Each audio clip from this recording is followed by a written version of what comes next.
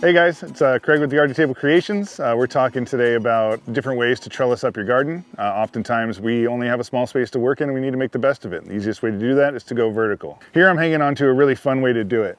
This is called hog wire. Some people will call it cattle panels or cattle wire. Essentially it's fencing for farm animals. We can get creative with it and do some fun things like this arch. If you see behind me, we've got a bunch of snap peas growing on the arch. Eventually, if you plant on both sides, as you can see some starting over here, this arch is going to be completely covered in peas, and this has a couple of advantages. Number one, this hog wire is nice and sturdy. You can see it's got some flexibility, but it's not going anywhere. If we get some wind, it's going to stay right where it is. The other advantage of this is that it's really easy to remove all of the plants off because this metal is nice and sturdy. We can just grab those dead vines and pull them off, and we don't have to worry about breaking them as we would with other materials like wood and string. So one thing to consider, guys and gals out there, about putting up vertical trellises is shading. So one disadvantage, or sometimes could be an advantage that you can get from putting up trellises, is that they're going to create some shade. So you can see off to my right is the south-facing sun. So in this case, if you were to plant this side first, these plants would come up and would shade this side.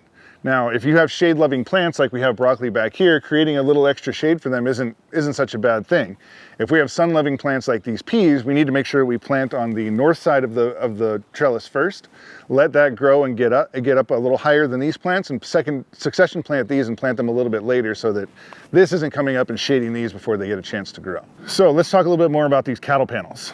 Maybe you don't have room for an arch. Maybe you're just not into arches. I like tunnels, not everybody does, but let's go into some other ways that we can use these panels to go vertical in your garden and get use out of a nice long panel of hog wire. So here we have the same exact cattle panels that we saw with the arch over there, but here we've done a little bit different. We've gone horizontal with it. This is a great way to trellis up. Here we've got some loofah drying out. This would be a great place to do cucumbers.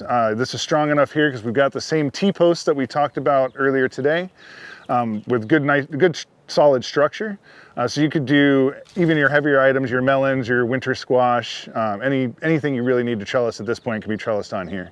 Since it's a permanent structure, you can do things like berries, raspberries, boysenberries. This is a nice solid structure for them to grow on. Those plants will also get pretty large and pretty heavy, so we want to make sure we have something solid underneath them to hold them up. So we know that not everybody can build these things themselves. If you need any help, you need help sourcing some of your hog wire, you need help with installation, we can do all the work. Reach out to us, yardtotablecreations.com. We'll come out and help get your garden going vertical as well.